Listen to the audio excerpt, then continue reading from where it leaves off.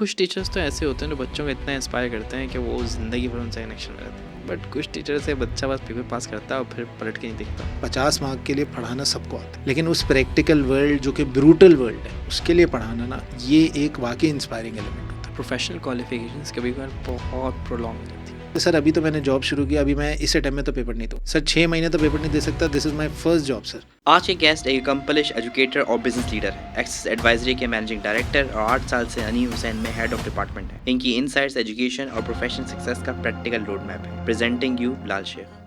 Students ना confuse लगते हैं, पता नहीं मैं सही कर रहा हूँ नहीं कर रहा। Because of the fact that we can complete it within 2.5 और 3 ईयर्स, तो इसका मतलब है कि हम इसको कर लेते हैं। फैमिली अमूमी तौर पर बता रही होती है क्या करना है। अगर चाचा है तो वो अपने भतीजे से रिलेटेड फैसले भी कर रहा होता है। प्रोफेशनल क्वालिफिकेशन रेलिवेंट हैं आने वाले फ्यूचर के अंदर। ये जो क्वालिफिकेशन है तो थ्योरेटिकल होती है, प्रैक्टिकल नॉलेज तो ये देती नहीं है। माइंडसेट वही पुराना वाला है कि हम 4 साल करेंगे और जॉब तो हमारे लिए बाहर इंतजार कर रही होगी खड़े में। 60% of the students they are actually part of investment in PSX।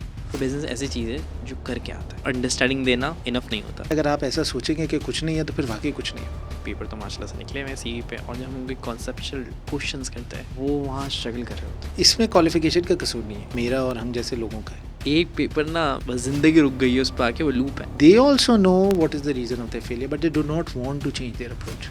Fehling students और सक्सेसफुल स्टूडेंट्स, कौन सी एक आदत होती है जो एक को दूसरे से मुख्तलिफ करती है? मोस्ट इम्पॉर्टेंट चीज़ है वो है उनकी कंसिस्टेंसी। कौन सी ऐसी स्किल्स हैं जो एम्प्लॉयर्स आर्ट स्टूडेंट्स में देखते हैं? द ओनली स्किल जो कि मुझे लगता है कि शायद किसी भी एम्प्लॉयर को चाहिए होगी ना, जेनजी है वो लैक करती है, कहती है नहीं नहीं भाई मुझे तो अभी रिजल्ट चाहिए, मैं फ्रीलांसिंग कर लूँगा, मैं नहीं करता इंटर्नशिप। जेनजी को सिर्फ समझाने की ज़रूरत है, लेकिन हम उनको मना नहीं कर सकते कि आपने फ्रीलांसिंग नहीं करनी। AI एजुकेशन को कैसे बदल रही है? वो बंदा सक्सेसफुल है जिसने AI को एक्सेप्ट कर लिया। आगे बढ़ने से पहले अगर आपने हमारे चैनल को अभी तक सब्सक्राइब नहीं किया है तो हमारे चैनल को सब्सक्राइब करें, वीडियो को लाइक करें और कमेंट सेक्शन में हमें अपनी आरा से ज़रूर आगाह करें। और अगर आपको हमारा पॉडकास्ट अच्छा लगता है तो अपने दोस्तों से भी शेयर करें ताकि वो भी ऐसे इन्फॉर्मेटिव पॉडकास्ट से फ़ायदा उठा सकें। शुक्रिया।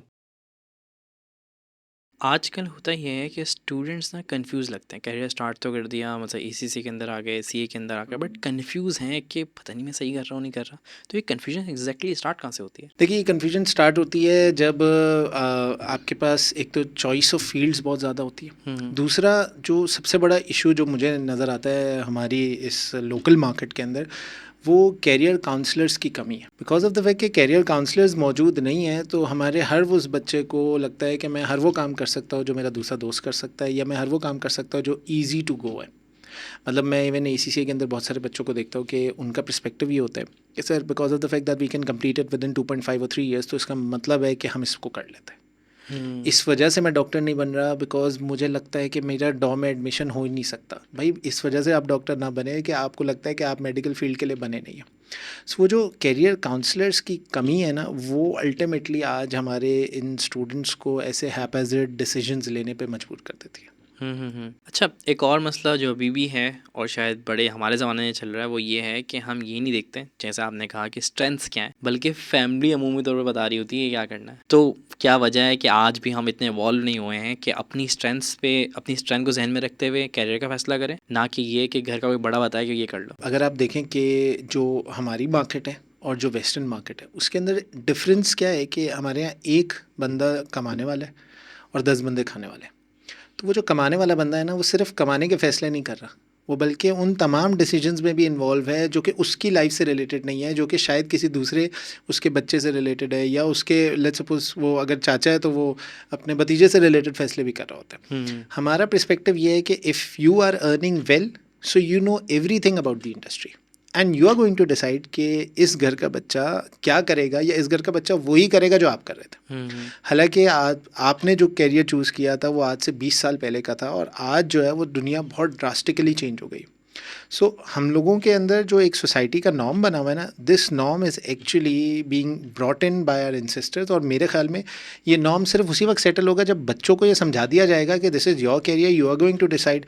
मतलब आप आज किसी से पूछे कि do you want to be a musician, तो शायद मैं अपनी क्लासेस के अंदर जब मैं ये सवाल करता हूँ ना कि any one of you want to be an actor or want to be a musician, तो बच्चे डर डर के जवाब देते हैं कि sir I always wanted to be an actor but my father chose that I want to do a chartered accountancy qualification. तो इसका मतलब है कि देखिए लोगों के दिलों में तो वो सारी बातें हैं, लेकिन अल्टीमेटली वो बस इम्पोज कर दिया जाता है फ्रॉम द फैमिली बैकग्राउंड्स। अच्छा, जैसे कि आपने कहा कि कैरियर काउंसलिंग नहीं हो रही है, बट अगर मैं आपसे पूछूं कि आज अगर बच्चा आता है मार्केट के अंदर, उसे दिखता है प्रोफेशनल क्वालिफिकेशन हैं, एसीसी है, सीए है, एमबीए है, या आजकल फ्रीलांसिंग का बड़ा स्कोप बताया जाता है या बूम कहने काइंड ऑफ है, तो क्या फैक्टर्स हैं जिनको जहन में रख के वो फैसला करेगा कि उसे किस तरफ जाना देखिए मैं ये समझता हूँ कि लेट्स सपोज अगर आपने आज अपने किसी कैरियर के ऑब्जेक्टिव को चूज़ करना है तो सबसे पहले तो ये डिफाइन होना बहुत ज़रूरी है। मतलब बहुत सारे लोग ये सोचते हैं कि end result is the amount of money that I am going to get from the corporate sector, या मैं कितना अमाउंट कमा सकता हूँ। मेरे पर्सपेक्टिव ये है कि आपका एंड रिजल्ट ये होना चाहिए कि वॉट इज़ दी थिंग और what is the knowledge that I am going to get at the end of the day. मुझे गाड़ियों का बहुत शौक है, तो मैं चाहूँगा कि मैं सुनील मंच वाले ऑब्जेक्टिव्स को पूरा करूँ कि वो जैसे बना है, वो जैसे एक टॉप टियर इंडिविजुअल बन गया उस कार इंडस्ट्री के अंदर। सिमिलरली अगर आपको नंबर क्रंचिंग का, आपको नंबर्स का शौक है, you feel safe around numbers, आपको मज़ा आता है उन नंबर्स को देख के, आपको नंबर्स को पढ़ने का एक माइंडसेट डेवलप होता है। और ये माइंडसेट ऐसा नहीं है कि मैं ये नहीं कह रहा कि आप टैक्स को समझ सकते हैं या नहीं समझ सकते, मैं ये नहीं कह रहा कि आप डेफर्ड टैक्सेशन का स्टैंडर्ड अगर बचपन से सीख सकते हैं तो फिर आपको एसीसी की तरफ आना चाहिए। मेरा ऑब्जेक्टिव ये है कि इफ़ यू लव नंबर्स, देखिए हर बंदे के इंक्लिनेशन डिफरेंट डिफरेंट होती है। बहुत सारे लोगों को आर्ट्स एंड क्राफ्ट पसंद है तो he should be an artist.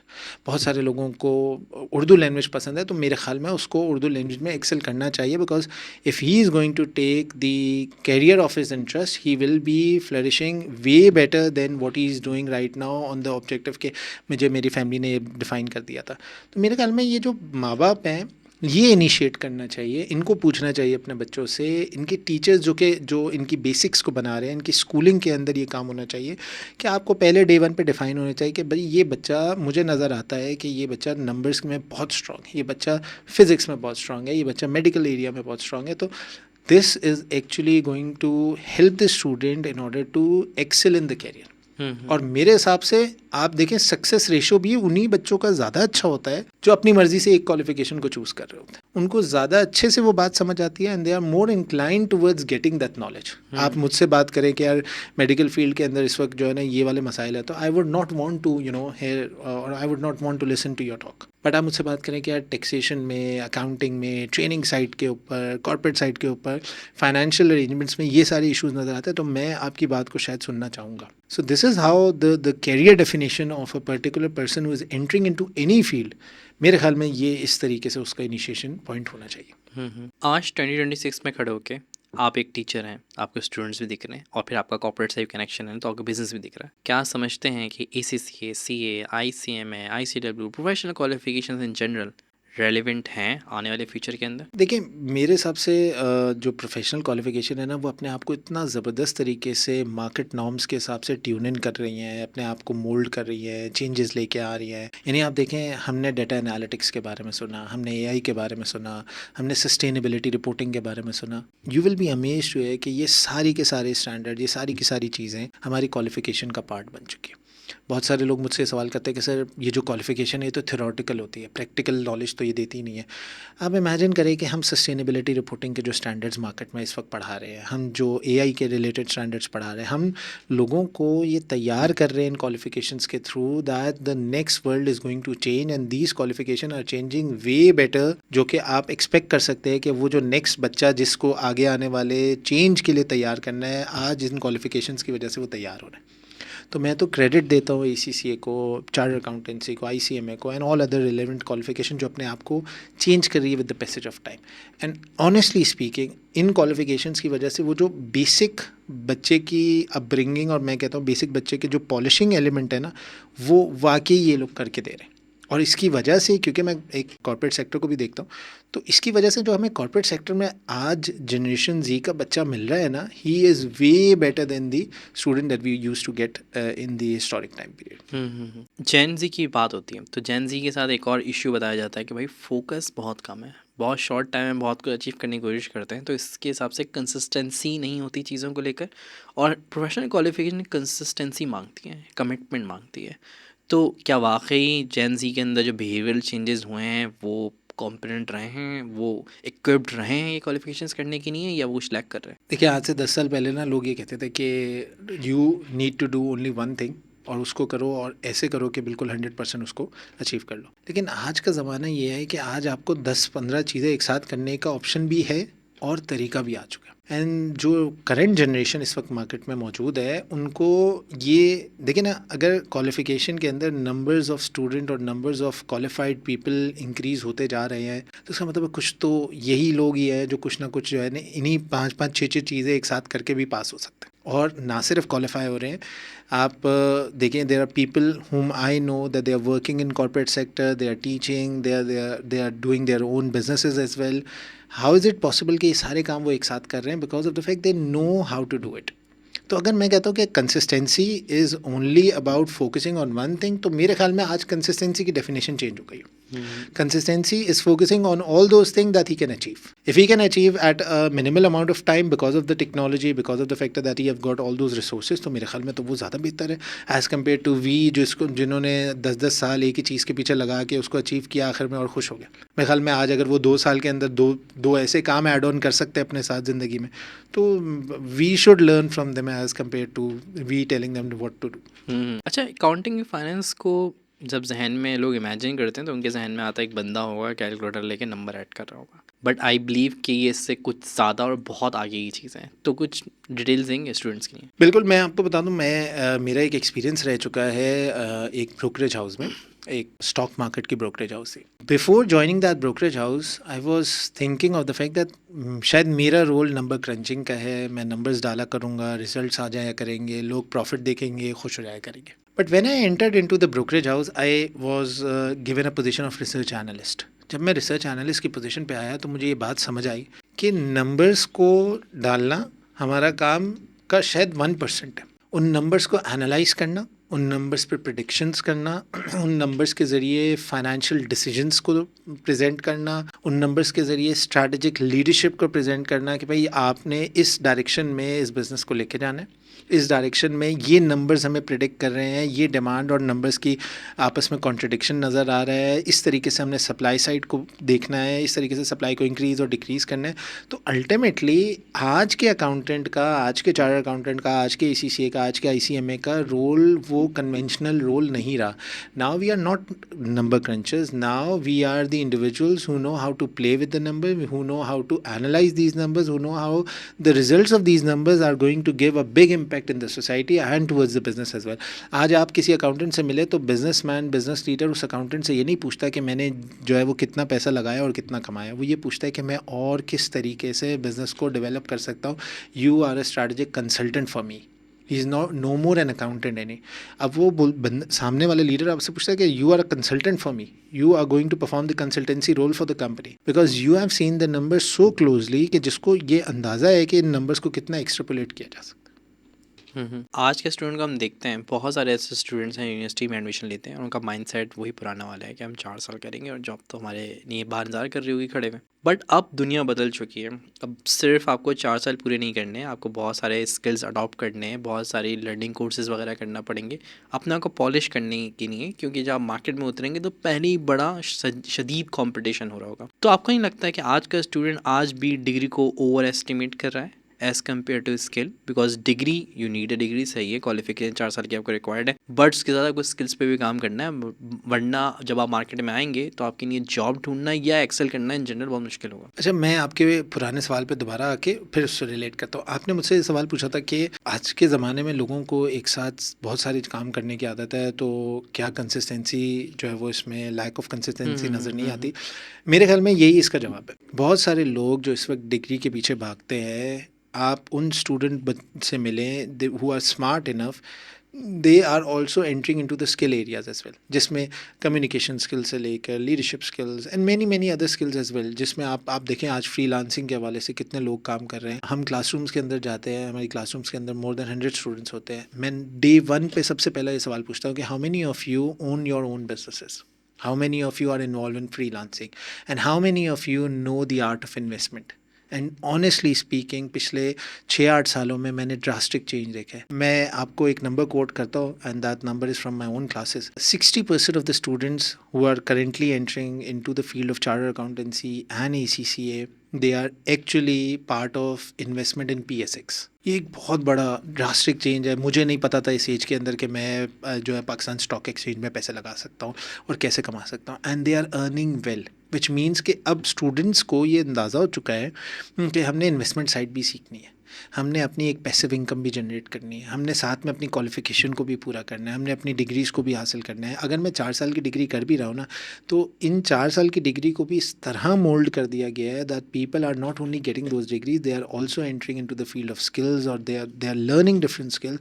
और आज के कॉर्पोरेट सेक्टर की भी आप अगर जॉब डिस्क्रिप्शन या जॉब रिक्वायरमेंट देखेंगे ना, तो they have explicitly stated we need a 4-year degree from you and we need all these 4 skills. अब वो वाली डिग्रीज या वो वाले लोग नहीं चाहिए जो लिखे मुझे एक्सेल आता है, मुझे वर्ड आता है, मुझे माइक्रोसॉफ्ट ऑफिस आता है। अब people want that okay you know the art of investment. In fact जब मैं अपने कॉर्पोरेट साइड के लिए इंटरव्यू लेता हूँ तो मैं लोगों से पूछता हूँ कि ठीक है, you are a good person, you know you have that qualification, you have that experience, but tell me do you know how to generate passive income for your own self. मैं आपको you are going to earn a salary, so do you know how to multiply it, do you know where you are going to invest, do you know how to communicate in front of the people, because you know it very well how to present the numbers, but do you know how to talk in front of the people। तो पहले ज़माने में हम बच्चे को बोलते थे, बच्चा कहता था सर सीख लूँगा, अब बच्चा सीख के आता है, अब बच्चे को ये सारी बातें पता है एंड थैंक्स टू टेक्नोलॉजी जिसने इस को इतना पॉजिटिवली बूस्ट किया। बच्चों की बात तो हो गई कि भाई बच्चों को पुश करते हैं, वो CA/CC में आ जाते हैं, प्रोफेशनल क्वालिफिकेशन में आते हैं, अपनी मर्ज़ी से फैसला नहीं कर पाते कि इस फील्ड में जाना है। बट अब रिस्पॉन्सिबल बंदे की बात कर लेते हैं, पेरेंट्स। अमूमी तौर पर पेरेंट्स वो इन्फ्लुएंशियल लोग होते हैं जो बच्चों को डायरेक्टली इनडायरेक्टली इन्फ्लुएंस करते हैं किसी फील्ड में जाने के लिए। पेरेंट्स को क्या समझने की ज़रूरत है कि ज़माना बदल चुका है, नए राग हैं, नए अंदाज हैं, नया ज़माना है, तो कैसे अडॉप्ट करना है उनके थिंकिंग प्रोसेस को, ये बच्चों को वो रास्ता दिखाएं जो उनके लिए बेहतर है। देखिए, सबसे पहले तो पेरेंट्स को ना ये फ्लेक्सिबिलिटी अडॉप्ट करनी चाहिए। मेरा जो बच्चा है वो मुझसे आज 20-25 साल का एज डिफरेंस है, तो पेरेंट्स को सबसे पहले ये समझना चाहिए कि we need to be flexible enough, we need to listen to him, he might be knowing the world way better than we know. मैं इस सेंस में नहीं कह रहा कि उसको जो है वो ज़िंदगी के बहुत सारे चीज़ें पहले से पता चल गई होगी, बट उसको शायद वो सारी चीज़ें जो आपके जो माँ बाप ने टाइम लगा के सीखी है वो शायद बहुत जल्दी अडॉप्ट कर लिया, उसने बहुत जल्दी पता है। तो मेरे ख्याल में तो सबसे पहले फ्लेक्सिबिलिटी, और दूसरा उस स्टूडेंट उस बच्चे से उन माँ बाप का इंटरैक्टिव होना बहुत ज़रूरी है। अगर आपका उन बच्चे से इंटरैक्शन ही नहीं है ना, तो आप ये नहीं समझ सकते तो what that specific child want, और आप शायद अपनी ही बातें उसके ऊपर इम्पोज करते रहें। जितने भी घरों में ये फ्लेक्सिबिलिटी फ्रॉम द पेरेंट दी जाती है in terms of choosing the career path, in terms of doing what you want to do, ultimately आप देखें वहाँ का सक्सेस रेशो बहुत ज़्यादा है। तो मेरे ख्याल में तो पेरेंट्स को सिर्फ एक चीज़ समझने की ज़रूरत है कि दुनिया बदल चुकी है, टेक्नोलॉजी बदल चुकी है, ज़माना बदल चुका है।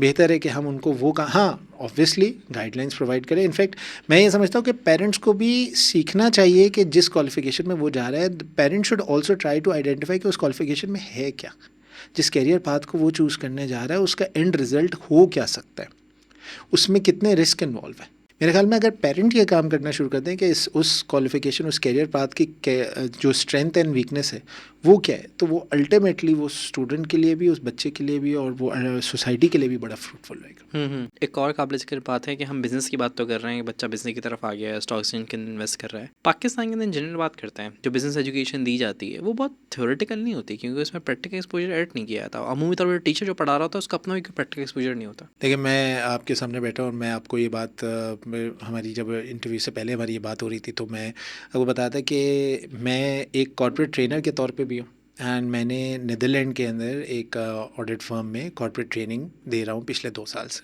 And plus I own my audit firm, and ultimately मैं जो है वो कॉर्पोरेट का एक अच्छा एक्सपीरियंस भी रखता हूँ। मुझे बाकी का तो नहीं पता, बट मैं आपको ये बात बड़े वसूख से कह सकता हूँ that when I am teaching in my classroom, मैं सिर्फ एक बात पे फोकस करता हूँ that what ever experience I have gained with in a span of 10-15 years, मैं वो किसी तरीके से बच्चों में इम्पार्ट करता हूँ, ऑल्दो वो सिलेबस का पार्ट है या नहीं है। मेरा मकसद ये होता है कि मैंने अगर एक चीज़ सीखी है ना, तो I should impart that in my students, irrespective के वो किस तरीके से मैं कर रहा हूँ, बट वो अल्टीमेटली उसको इम्पार्ट करने का जो ऑब्जेक्टिव है वो टीचर्स के ऊपर मौजूद है। और आज के ज़माने के जो टीचर्स आप देख रहे हैं ना, वो बहुत प्रैक्टिकली वेल ट्रेंड भी हैं। In fact majority of this teachers are taking teaching as a part time job and they are doing corporate jobs as well. तो मेरे ख्याल में इतना अच्छा ब्लेंड जब लोगों को मिल रहा है, बच्चों को मिल रहा है, तो उसकी वजह से भी जो है वो स्टूडेंट्स बहुत प्रैक्टिकली अपने आप को जो है वो प्रेजेंट कर पाते हैं before even going into the practical world.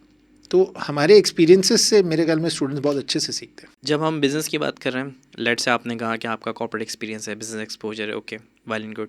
आप कहते हैं स्टूडेंट्स को आइडिया दे सकते हैं कि पढ़ने में और करने में क्या फ़र्क है, राइट? बट कहते हैं कि बिज़नेस ऐसी चीज़ है जो करके आता है, और अंडरस्टैंडिंग देना इनफ नहीं होता। तो ये पाकिस्तान के अंदर इनफ अपॉर्चुनिटीज़ मौजूद हैं कि बच्चे बहुत इनिशियल स्टेज के अंदर छोटे छोटे काम करके बिज़नेस करना सीख सकें, उस अंडरस्टैंडिंग जो उनको क्लास के अंदर मिल रही है उसे इम्प्लीमेंट कर सकें। देखिए, मेरे हिसाब से अब जो सवाल पाकिस्तान में अपॉर्चुनिटीज़ का है ना, वो शायद हमें रीफ्रेस करके ग्लोबल अपॉर्चुनिटीज़ पे आ जाना चाहिए। बिकॉज़ अब कोई ऐसा बैरियर बचा नहीं है कि जिसमें मैं ये कहूँ कि हमारे पास हमें सिर्फ पाकिस्तान में ही मार्केट टैप कर सकते हैं, we can only look into the opportunities available in Pakistan. मुझे तो सवाल ये अल्टीमेटली मुझसे कोई भी पूछता है कि पाकिस्तान में क्या अपॉर्चुनिटीज़ हैं इसी से या सी या और कोई ऐसी प्रोफेशनल क्वालिफिकेशन, मेरे ख्याल में why should we only see in within limited boundary. हम तो एजुकेशन भी इंडिया के स्टूडेंट्स को भी दे रहे होते हैं, हम तो एजुकेशन पूरी दुनिया में भी बांट रहे हैं।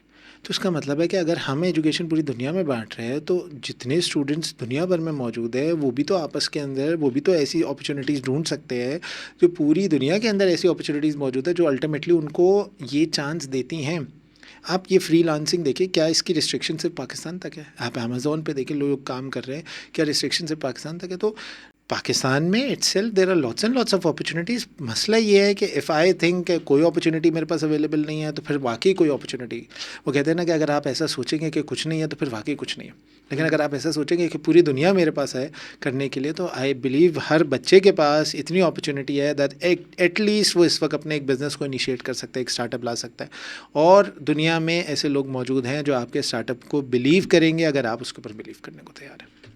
होता ये है कि हमारे रट्टा सिस्टम का इफेक्ट है, ख़ास तौर पे जो लोग EU लेवल से नहीं आ रहे होते, उनका मामला क्या होता है कि वो मेमोराइज़ करते हैं चीज़ों को। पर जब हम प्रोफेशनल क्वालिफिकेशन के अंदर आते हैं तो वो प्रॉब्लमेटिक हो जाता है, क्योंकि professional qualification is more like implementation, not just memorize it. क्या सलाह है, कैसे कहते हैं वो अपना way of thinking, way of learning बदल सकते हैं, और कितना अफेक्ट किया है इस रट्टा सिस्टम ने हमारे स्टूडेंट्स को कि अब उनको इतना इशू होता है जब प्रोफेशनल क्वालिफिकेशन या किसी भी इंटरनेशनल क्वालिफिकेशन के अंदर जा रहे होते हैं? देखिए, मेरे हिसाब से एक हैबिट जो शायद माँ बाप को अपने बच्चों में भी डेवलप कर लेनी चाहिए ना, वो रीडिंग की हैबिट है। नो डाउट हम सिस्टम्स को चेंज नहीं कर सकते, या अगर हम आज सिस्टम को चेंज करने बैठेंगे भी तो मेरे ख्याल में बहुत लंबा अरसा हमें उसको चेंज करने में लग जाएगा। बट अगर हम एक reading habit right from day one develop कर ले, तो व्हाट आई बिलीव इज़ कि जब एक स्टूडेंट इस फेज़ में आएगा जहाँ पे उसको इस ट्रांजिशन से गुजरना है कि उसको मेमोराइजेशन की आदत थी और वो जो है वो अब एक प्रोफेशनल क्वालिफिकेशन का पार्ट बन गया, तो उस रीडिंग हैबिट की वजह से उस प्रोफेशनल क्वालिफिकेशन में वो जो कॉन्सेप्चुअल नॉलेज को अंडरस्टैंड करने वाला मामला है ना, वो शायद उसके लिए ईज डाउन हो जाता है। तो जो नए पेरेंट्स इस वक्त अपने बच्चों को ट्यून इन या पॉलिश करना चाहते हैं and they know that they are going to the student is going to go through a process of memorization, but ultimately उसने अपने आप को प्रोफेशनल क्वालिफिकेशन में लैंड करना है, तो मेरे ख्याल में अगर उसको डे वन से रीडिंग की हैबिट डाल दें, कॉन्सेप्चुलाइज करने की एक आदत डाल दी जाए, उसको एक आदत डाल दी जाए that you need to understand what is written in the books, you need to practically understand what actually is written in the books, तो मेरे ख्याल में वो चीज़ शायद उसको easily transit करवा दे। और अल्टीमेटली देखिए, प्रोफेशनल क्वालिफिकेशन भी ऐसे डिज़ाइन की गई हैं कि उसके अंदर इतना एम्पल अमाउंट ऑफ नॉलेज दी जा रही है कि वो जो बच्चा मेमोराइजेशन की आदत को डाल भी लेता है ना, वो इजीली उसे कोप अप करके कुछ ना कुछ अरसे के अंदर उस नए ट्रांजिशनरी फेज़ के अंदर मौजूद हो जाता है। बहुत सारे स्टूडेंट्स ऐसे हैं जिनके माशाल्लाह से पेपर निकल जाते हैं, मगर जब वो फर्म ज्वाइन करते हैं, ऑफिस ज्वाइन करते हैं, हम देखते हैं हाँ भाई पेपर तो माशाल्लाह से निकले हुए हैं CV पे, और जब हम उनकी कॉन्सेप्चुअल क्वेश्चंस करते हैं तो वो वहाँ स्ट्रगल कर रहे होते हैं, और हम बोलते हैं पेपर कैसे निकलेगा इस बंदे का, ये तो बेसिक सवाल नहीं, जवाब नहीं दे पा रहा। तो क्या बुनियादी वजह होती है? क्वालिफिकेशन टेस्टिंग की वीकनेस है? मेरा नहीं ख्याल क्वालिफिकेशन टेस्टिंग की वीकनेस है, क्योंकि वो तो इंटरनेशनल क्वालिफिकेशन है, हमारी लोकल क्वालिफिकेशन में या बाहर की भी। बट बच्चा उनसे होके निकल रहा है और उसका कॉन्सेप्ट में वीकनेस है, बन नहीं पा रहा, और वो बड़ा बेसिक लेवल पे स्ट्रगल कर रहा है। देखिए, जैसे आपने मुझसे सवाल पूछा था कि टीचर्स का क्या रोल है, ऐसा क्यों है कि टीचर सिर्फ हम थ्योरेटिकल पढ़ाते हैं, तो मेरे ख्याल में उसका जवाब उसी के अंदर छुपा हुआ है।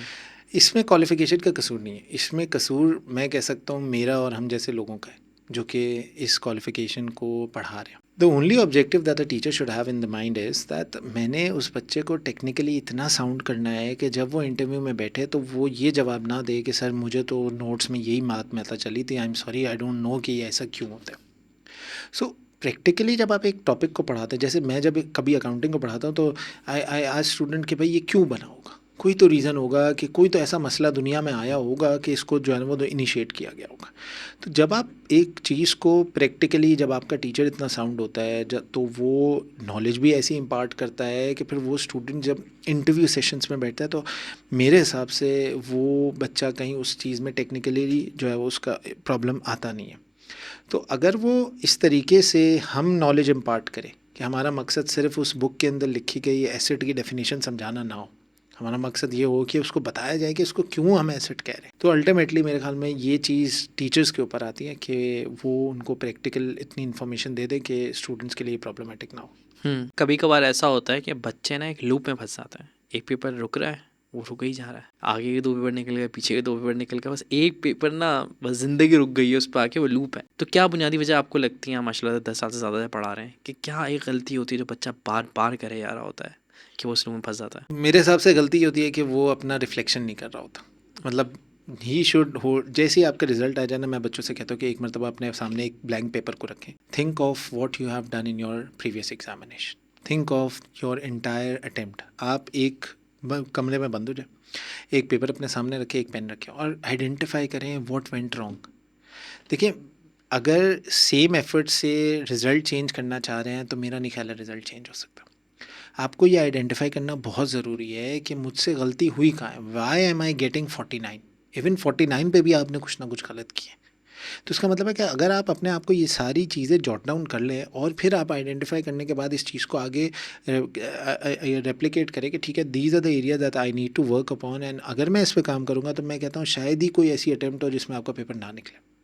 सो you need to focus on the fact कि मैं जैसे मैं एक ऐसे भी स्टूडेंट्स को जानता हूँ जिनका जो पेपर मैं पढ़ाता हूँ उस पेपर के अंदर they have flunked it more than 5 times, and when they come to me and they say कि सर मैं 5 मरतबा इस पेपर को फेल कर चुका हूँ, क्या रीज़न होगा? तो मैं उनसे सवाल करता हूँ कि तो आप बताएं क्या रीज़न होगा, because I don't know what you are doing. फिर जब मुझसे पूछता हूँ कि how many papers have you attempted, how many past papers have you attempted in the actual past paper scenario, तो वो कहते हैं सर एक भी नहीं किया। So you know, they also know what is the reason of their failure, but they do not want to change their approach. तो मेरे ख्याल में अगर वो अपने आप को एक सेल्फ रिफ्लेक्शन कर ले ना कि मैंने लास्ट कहाँ पे क्या मिस्टेक की है, तो ऐसी कोई दुनिया की क्वालिफिकेशन नहीं है जो वो हासिल ना कर सके। अगर आपसे पूछा जाए कि फेलिंग स्टूडेंट्स और सक्सेसफुल स्टूडेंट्स, इन दोनों के अंदर कौन सी एक आदत होती है जो एक को दूसरे से मुख्तलिफ करती है, तो कौन सी आदत आएगी जहन में? मेरे हिसाब से जो मोस्ट इम्पॉर्टेंट चीज़ है वो है उनकी कंसिस्टेंसी। प्लस अगर लेट्स सपोज एक स्टूडेंट जो है वो फेल होता है और एक सक्सेसफुल स्टूडेंट है, तो उसमें जो एक डिफरेंस क्रिएट करता है वो है उस सक्सेस को हासिल करने की लगन। और वो हासिल करने की लगन कैसे आती है? बाय आइडेंटिफाइंग स्मॉल स्टेप्स कि मैं किस तरीके से उस तक पहुंच सकता हूँ। अच्छा, हमने थोड़ा सा ये सवाल पहले डिस्कस किया है, बट अभी भी शायद डिस्कस करना ज़्यादा डिटेल में डिस्कस करना चाहिए। कौन सी ऐसी स्किल्स हैं जो एम्प्लॉयर्स आर्ट स्टूडेंट्स में देखते हैं, including degree and professional qualification? The only skill जो कि मुझे लगता है कि शायद किसी भी एम्प्लॉयर को चाहिए होगी ना, देखिए आज मैं आपके सामने बैठा हूँ, इस बात कर रहा हूँ, और मेरे ख्याल में the skill that you own, the skill that थोड़ा सा मेरे अंदर भी है, दैट इज़ कम्युनिकेशन स्किल। इस वक्त communication skill can do a wonderful job in terms of increasing your salary prospect, in terms of increasing your career prospect. देखिए, qualification आपको आपके सामने इंटरव्यूअर के सामने सीट तक ज़रूर पहुंचा देगी, बट वो इंटरव्यूअर आपको सिर्फ उसी वक्त रखेगा जब आपकी ज़बान चल सकती है, जब आप बात कर सकते हैं, जब आप उसे समझा सकते हैं, उसे बेच सकते हैं, उसे सेल कर सकते हैं, उसे ये बात पे 110% यकीन दिला सकते हैं that I am going to be an asset for your company. सही। अच्छा, पहले ज़माने में पहले ज़माना तो नहीं कहूँगा मैं, अभी 5-6 साल पुरानी बात है कि कहा जाता था कि आपको एक्सेल आना चाहिए, माइक्रोसॉफ्ट का कमांडो, BI टूल्स वगैरह ये सब आना चाहिए। बट अभी रियल टाइम के अंदर जब हम देखते हैं AI अडॉप्शन, जहाँ हम प्रॉम्प्ट करते हैं वो सब बन के हम मिल जाता है। तो इस आने वाले ज़माने में जो बहुत तेज़ी से इवॉल्व हो रहा है, क्या लगता है कि स्टूडेंट्स को अभी भी इन IT सॉफ्टवेयर स्किल्स पे काम करना चाहिए? देखिए, बेसिक्स तो हर बंदे के पास होनी चाहिए, इसमें तो कोई दो राय नहीं है। नो डाउट अब एक्सेल बहुत ऑटोमेट हो चुका है, शायद ChatGPT आपको वो सारे काम कर दे जो शायद पहले ज़माने में हम खुद से किया करते थे। बट इन बेसिक्स के साथ आज मतलब आप सोचें, हम ये समझते थे कि जो SAP होता है, SAP होता है, वो हमें तब सीखना चाहिए जब हम कॉर्पोरेट सेक्टर में 10-12 साल का एक्सपीरियंस लेके और फिर उसको प्रैक्टिकली इम्प्लीमेंट होते देखें, तो फिर हमें कहीं जाके कॉर्पोरेट की ट्रेनिंग करनी है। आज आप देखिए, SAP की ट्रेनिंग जो है वो एक स्टूडेंट लेवल पे बच्चों भी कर रहे होते हैं, SAP की ट्रेनिंग जो है वो एक एंट्री लेवल का इंडिविजुअल भी कर रहा होता है और वो 10 साल पुराना भी कर रहा होता है। लेकिन इसका मतलब ये नहीं है कि उसने एक्सेल छोड़ दिया। उसने एक्सेल पहले सीखा होगा, उसने माइक्रोसॉफ्ट ऑफिस सीखा होगा, उसने वर्ड पर कमांड ली होगी।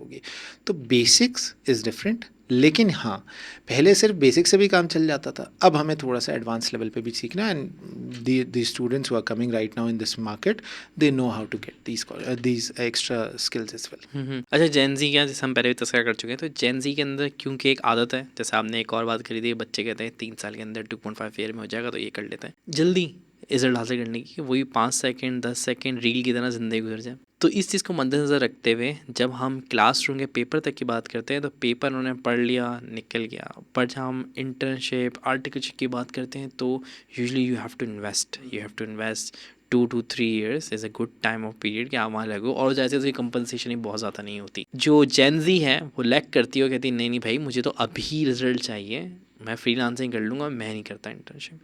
तो इसकी वजह से कोई एक्सपोजर का जो इफेक्ट आ रहा है, क्योंकि एक्सपोजर बहुत मैटर करता है हमारी फील्ड के अंदर। जितना फाइनेंशियल एक्सपोजर आपका होगा, इतने डिफरेंट बंदे होंगे। बहुत पॉसिबिलिटी है कि 2 लोग हों, सेम क्वालिफिकेशन के हों, गिवन दैट कि शायद उन्होंने स्टार्ट भी किसी एक इंस्टीट्यूट से किया हो, एक ही जगह पढ़ा हो, सब सेम है, बट उनके एक्सपोजर से डिफरेंट होने से वो बहुत मुख्तलिफ लोग बन जाते हैं। तो आज जेन ज़ी इसको कितनी इंपॉर्टेंस दे रही है और नहीं दे रही, तो उसके क्या इफेक्ट आएंगे? असल में देखिए, ये जेन ज़ी का ये प्रॉब्लम तो है कि वो they need fast pace result. लेकिन मेरे हिसाब से ये जब वो इस तरह के फ्रीलांसिंग के ऑब्जेक्टिव्स के ऊपर ज़्यादा फोकस करना शुरू हो जाते हैं और अपनी investment in the corporate sector कम करते हैं ना, तो उनको कहीं ना कहीं जाके स्ट्रगल करना पड़ता है और फिर वापसी का रास्ता बड़ा मुश्किल होता है। मतलब आज अगर आपने आफ्टर योर क्वालिफिकेशन 3 साल लगा लिए, इन्वेस्ट कर लिए फर्म में, और फिर उसके बाद आपने आपको आगे प्रोग्रेस किया, और वो बंदा जिसने क्वालिफिकेशन कंप्लीट करने के फ़ौरन बाद 3 साल फ्रीलांसिंग में लगा लिया, उसको शायद अगले 10 साल लग जाए वापस उस कॉर्पोरेट सेक्टर में अपनी उस मकाम को जान बनाने में। तो ये जेन ज़ी को बिल्कुल समझना चाहिए। नो डाउट मैं ये नहीं कहता कि आप अपने फ्रीलांसिंग के ऑब्जेक्टिव्स को ना देखें, but consider it as a side income. आप सीखें, make it as a source of passive income, और सेकेंडली अपने इस कॉर्पोरेट एक्सपीरियंस को, इस इनिशियल कॉर्पोरेट एक्सपीरियंस को ज़रूर हासिल करें। देखिए, जो हीरा है ना, वो एक दिन में तराशा नहीं जा सकता। वो चाहे आज से 20 साल पहले की बात हो या आज की बात हो, उसको तराशने के लिए टाइम लगता है। तो ये जो क्वालिफिकेशन है, ये आपको जब थ्योरेटिकली आपको मार्केट में दे देती है, तो फिर अब आपको प्रैक्टिकली कम से कम 3 साल उस मार्केट में लगाने होते हैं in order to understand how does the market. और डेफिनेटली वो 3 साल आपकी इन्वेस्टमेंट है, उसका रिटर्न आपका वो समझना, वो सीखना, वो अल्टीमेट स्किल्स को सीखना है। और वो नो डाउट फाइनेंशियल रिटर्न्स बहुत ज़्यादा नहीं होते, लेकिन आप सोचें कि वो जब हीरा बन के मार्केट में निकलता है, तो फाइनेंशियल रिटर्न्स में कितना बड़ा डिफरेंस आ जाता है। राइट फ्रॉम द पॉइंट के जब आप एज ए ट्रेनी किसी ऑडिट फर्म को ज्वाइन करते हैं, जहां आपकी 20-25 हज़ार से ज़्यादा तनख्वाह नहीं होती, लेकिन जब आप 3 साल बाद मार्केट में निकलते हैं, तो डोंट यू थिंक सो कि एक बहुत huge difference in the finances आ जाना शुरू हो जाता है। तो ये बच्चे समझते हैं बात को। टेंजिबल एग्जाम्पल्स जब देखते हैं कि सर आपने ऐसे किया, आप वहाँ तक पहुँच चुके हैं, तो उसका मतलब है हम भी कर सकते हैं। तो जेन ज़ी को सिर्फ समझाने की ज़रूरत है, लेकिन हम उनको मना नहीं कर सकते कि आपने फ्रीलांसिंग नहीं करनी। हमने उनको ये समझाना है कि यार आप ये करें, but now you have extra amount of time, because बहुत सारी चीज़ें टेक्नोलॉजी आपके बिहाफ पे कर रही है, तो अब आप फ्रीलांसिंग में भी करें। AI बहुत सारी फील्ड्स को बदल रही है। हमारे लास्ट पॉडकास्ट में, बैक टू बैक पॉडकास्ट में डिस्कशन भी रहा है AI का। हर बंदा AI को अपने नज़रिए से देखता है, जिसका जो एक्सपोजर है वो उस हिसाब से देखता है। As a teacher, as a corporate experience, as a corporate trainer, AI education को कैसे बदल रही है? देखिए, मैं ये समझता हूँ कि AI एजुकेशन को बहुत बेहतर भी बना रही है, एंड एज ए टीचर मेरे लिए अपॉर्चुनिटीज़ भी बहुत ओपन कर रही है। मैं आपको इसकी एक छोटी सी मिसाल देता हूँ। प्री कोविड मैं ये सोचता था कि I work in a corporate sector और मैं शायद एक बैच बना सकता और मेरी फ़िज़िकल लिमिटेशन है कि मेरी क्लासरूम के अंदर 40 चेयर्स लगी हुई हैं, तो अगर किसी दिन 41th स्टूडेंट आ गया तो मैं क्या करूँगा? तो I myself might be telling the institute to hire someone else because I don't have time. But आप सोचिए पोस्ट कोविड इतना ज़बरदस्त ड्रास्टिक चेंज आया है दैट दिस जूम, और आज अब हम जैसे जिस टेक्नोलॉजी की वजह से आज हम मार्केट में जाएंगे, हम यूट्यूब पे और डिफरेंट चैनल्स के ऊपर नज़र आ रहे होंगे, तो इस टेक्नोलॉजी की वजह से इतना बड़ा ड्रास्टिक चेंज आया है कि अब वो जो फिज़िकल लिमिटेशन थी मेरी क्लासरूम की, वो फिज़िकल लिमिटेशन टोटली रिमूव हो चुकी है। पहले मैं सोच नहीं सकता था कि मैं कराची के बाहर का बच्चा पढ़ा सकता हूँ। आज मैं उन तमाम जगहों के स्टूडेंट्स को अप्रोच कर रहा होता हूँ जिनकी इकोनॉमीज़ के बारे में हमें शायद पता भी नहीं होता। मतलब think of the fact that we are teaching students from UAE, from UK, from US, from India, from Bangladesh, मतलब नेपाल, कोई नाम ऐसा बचा ही नहीं है जहाँ से हम लोग जो है वो इस वक्त अपनी सर्विसेज नहीं दे। तो इसका मतलब है कि एआई एक ज़माने में मुझे भी ऐसा लगता था कि शायद टीचर्स रिप्लिकेट हो जाएंगे, शायद बॉट एजुकेटर्स आने शुरू हो जाएंगे, बट टोटल डिफरेंस क्रिएट कर दिया है, अपॉर्चुनिटीज़ इंक्रीज़ कर दी हैं रिकॉर्डेड लेक्चर्स की वजह से। इस एआई की लैंग्वेज कोडिंग की वजह से भी एक बहुत बड़ा डिफरेंस आया है। मैं आपको बताऊं, we teach in Urdu and English language, but there are students who want कि सर मुझे तमिल लैंग्वेज में सीखना है। इस एआई ने हमें इतना बड़ा ऑब्जेक्टिव दिया है कि we can convert it into Tamil and we can provide the lectures to the student as well. तो मुझे तो लगता है इस एआई ने शायद अपनी जॉब ख़त्म करके हमें अपॉर्चुनिटीज़ इंक्रीज़ कर दी।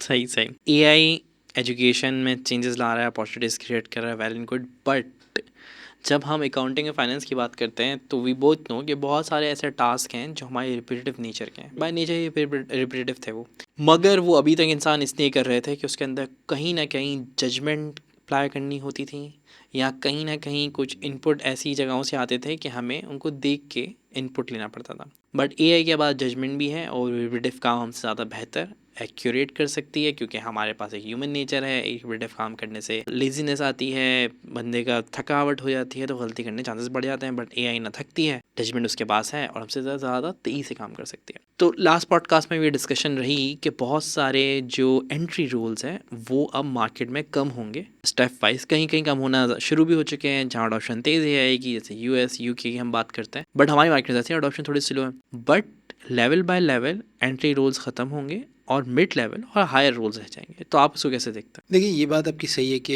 लेवल बाय लेवल जो है वो एंट्री रोल्स जो है वो डिक्रीज़ होना शुरू हो जाएंगे, बट आप खुद सोचें कि क्या उस क्लॉ मशीन जिसकी वजह से जो डिगिंग के लिए इस्तेमाल होती है, क्या उसकी वजह से लेबर का काम बिल्कुल ही ख़त्म हो चुका है?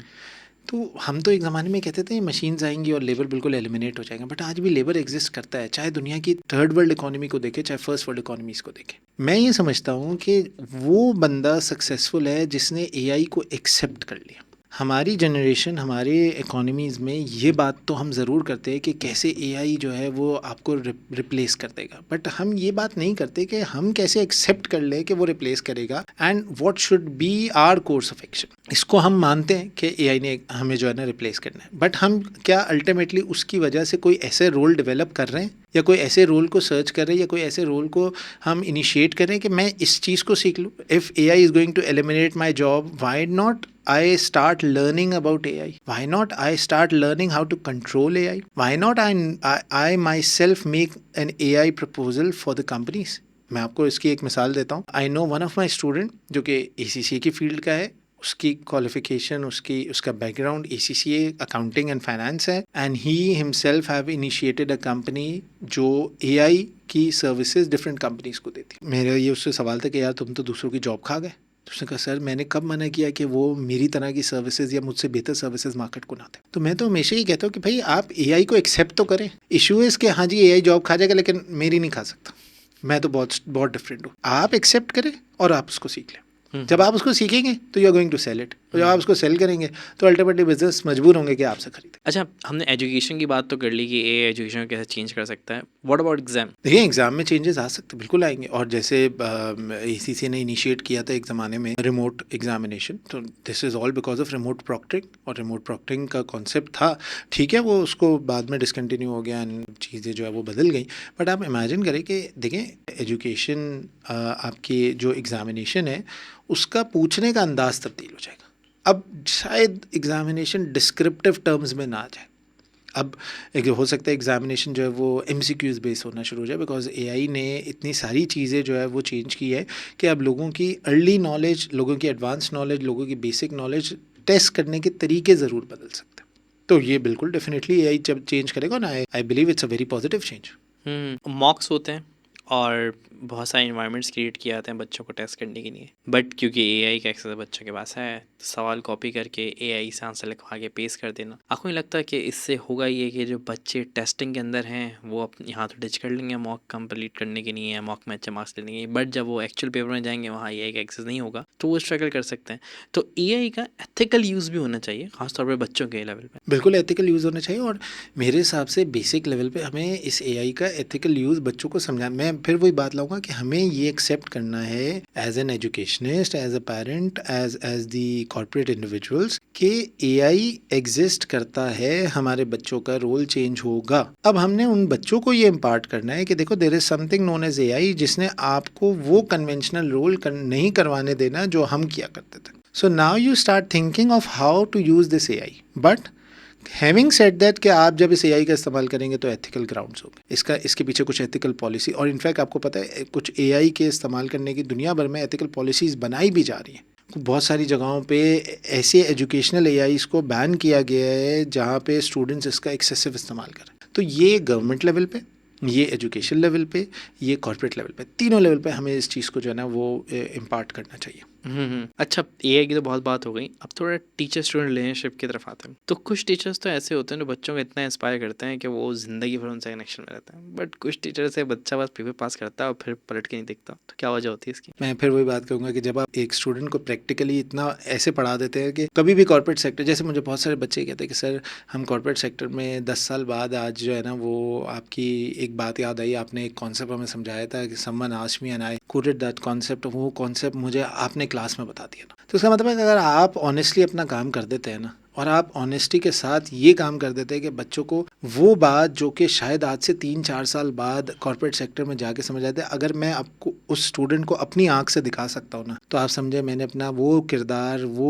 वो काम जो कि मुझे अल्लाह ताला ने सौंपा है, जो कि लोगों को एजुकेशन देना ना, वो मैंने अपना पूरा हक से अदा कर दिया। और मैं आपको बताऊँ, बच्चा सिर्फ उसी से इंस्पायर्ड होता है जो अल्टीमेटली पूरी ऑनेस्टी के साथ उसको वो सारी चीज़ें इम्पार्ट कर दे जो शायद उसको प्रैक्टिकल दुनिया में काम आए। बिकॉज 50 मार्क के लिए पढ़ाना सबको आता है, लेकिन उस प्रैक्टिकल वर्ल्ड जो कि ब्रूटल वर्ल्ड है उसके लिए पढ़ाना ना, ये एक वाकई इंस्पायरिंग एलिमेंट होता है। अच्छा, सारे इंस्टीट्यूट टीचर्स जो हैं वो इस पे फोकस कर रहे हैं, या टीचर्स का फोकस एडमिशन्स पे है, नॉट ऑन आउटकम्स? देखिए अल्टीमेटली है तो हम सब भी इंसान ही, और इंसान की एक नेचर होती है कि उसका एक पर्सपेक्टिव ये ज़रूर होता है कि I should earn at the end of the day. If I am a full time teacher तो मैं ये ज़रूर सोचूंगा कि मैं I should earn as well. But on the other hand मैं हमेशा ये सोचता हूँ कि अगर मेरा भी अपना बेटा या मेरे भी अपने बच्चा जब मार्केट में आएगा, जब किसी एजुकेशनिस्ट के पास जाएगा, जब वो एजुकेशन हासिल कर रहा होगा, तो क्या वो एजुकेशनिस्ट मेरे उस बच्चे को इतनी एजुकेशन दे सकेगा कि मैं eight the end of the day कह सकता हूँ कि यार इस एजुकेशनिस्ट की वजह से आज मेरे इस औलाद की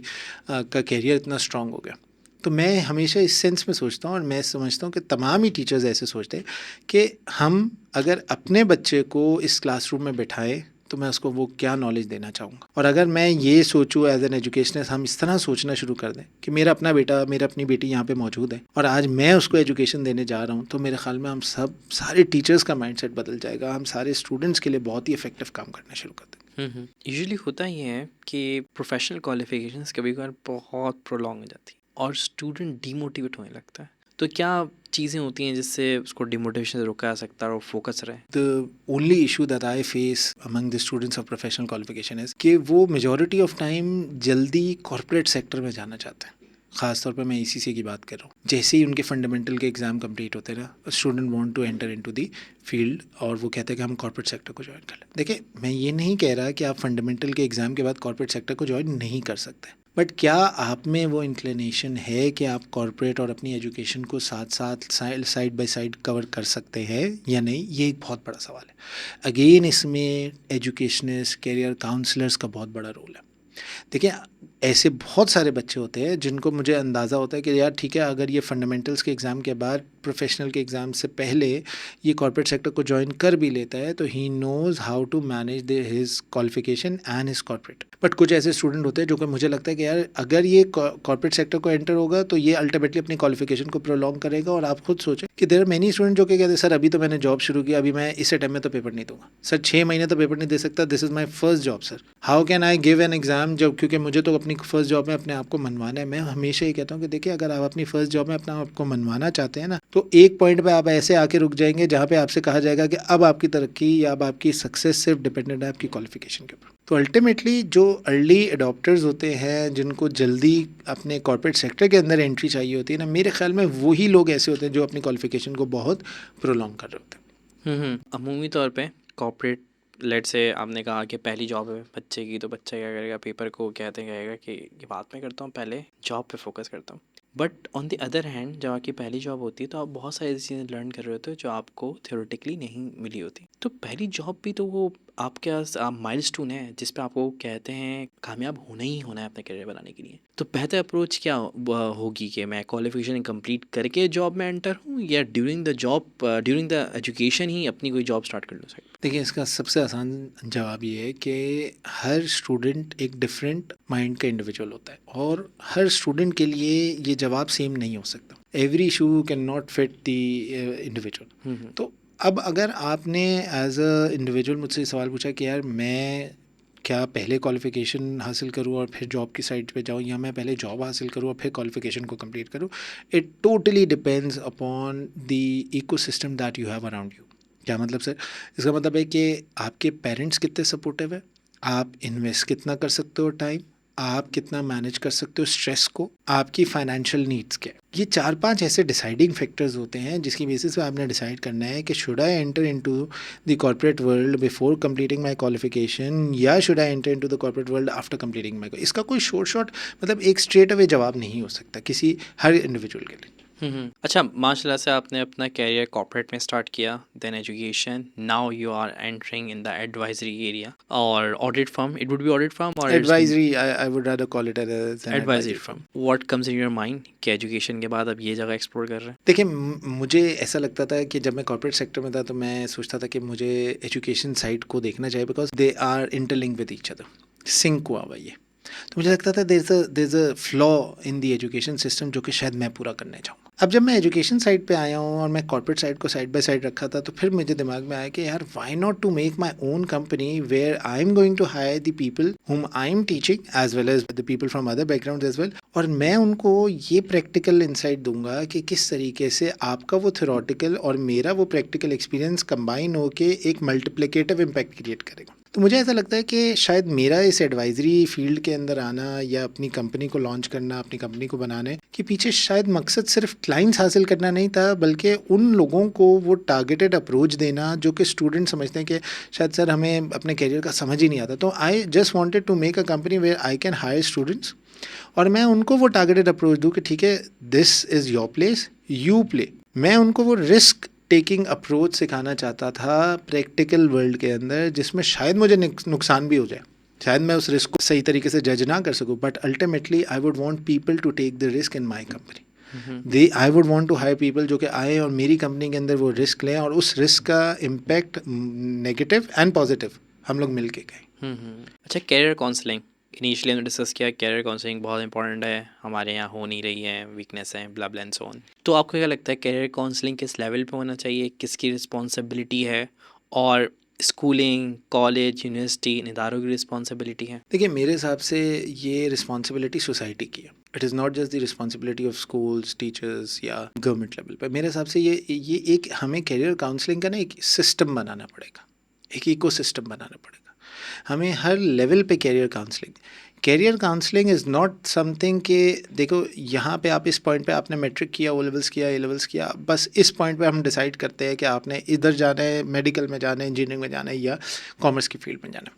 करियर काउंसलिंग का मतलब ये है कि when a child is of 3 years old, तो माँ बाप उसकी लाइकिंग डिसलाइकिंग को समझते हुए उसको काउंसिल करें कि ठीक है, अब आपने किस तरफ हमें नज़र आ रहा है कि हम आपको एक्सेल करा सकते हैं। मुझे ऐसा लगता है कि एक 3 साल के बच्चे को अगर मैं लेट्स सपोज स्विमिंग पूल में डाल रहा हूँ, तो मुझे लगता है कि यार उसको स्विमिंग सीखने का शौक डेवलप हो रहा है, तो even I have to counsel that student कि ठीक है, मैं इस स्किल को तुम्हारे अंदर डेवलप करना चाहूँगा और तुम खुद भी इस चीज़ को जा रहे हो। एक बच्चा 10 साल का है, मुझे लगता है उसकी inclination towards the subject of biology बहुत स्ट्रांग हो चुकी है, बहुत ज़्यादा वो इंक्लाइंड है, अच्छे स्कोर कर रहा है। आई वुड वांट कि वो टीचर उसको ये गाइड करे कि बेटा you should excel in the field of biology.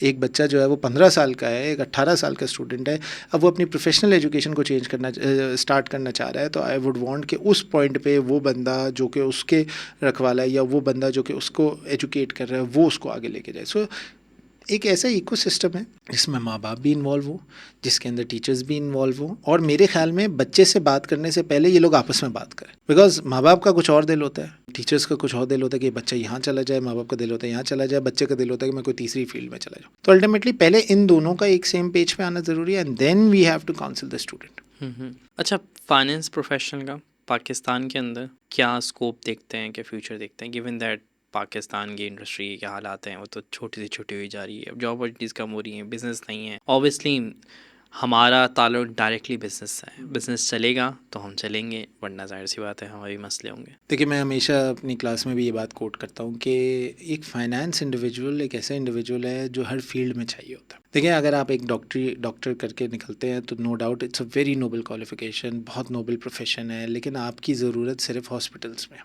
लेकिन फाइनेंस इंडिविजुअल की ज़रूरत उस हॉस्पिटल में भी है। अगर आप इंजीनियरिंग करके निकलते हैं तो आपकी ज़रूरत एक इंजीनियरिंग फर्म में है, लेकिन फाइनेंस इंडिविजुअल की ज़रूरत उस इंजीनियरिंग फर्म में भी है। फाइनेंस इंडिविजुअल की ज़रूरत उस फाइनेंशियल सेक्टर में भी है, बैंकिंग के अंदर भी है।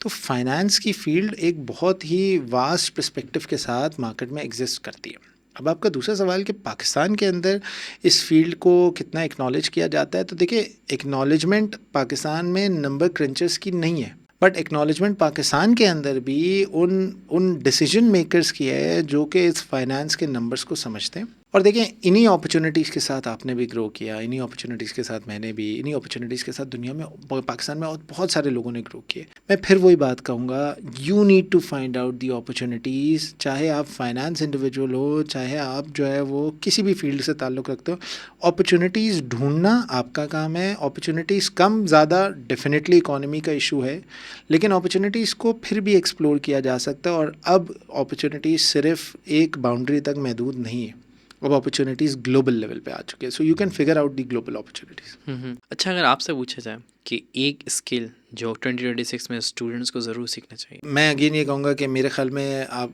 सारे तमाम लोगों को जो है ना, सबसे पहले तो कम्युनिकेशन, सेकंड नंबर पे they should know the AI skills that is generally available to the general public. मेरे हिसाब से अब पेरेंट्स को ना AI के अंदर इन्वेस्टमेंट भी करनी चाहिए, बच्चों के लिए उन AI सॉफ्टवेयर्स को भी बाय करना चाहिए जिनका इस्तेमाल फ्यूचर में हो सकता है।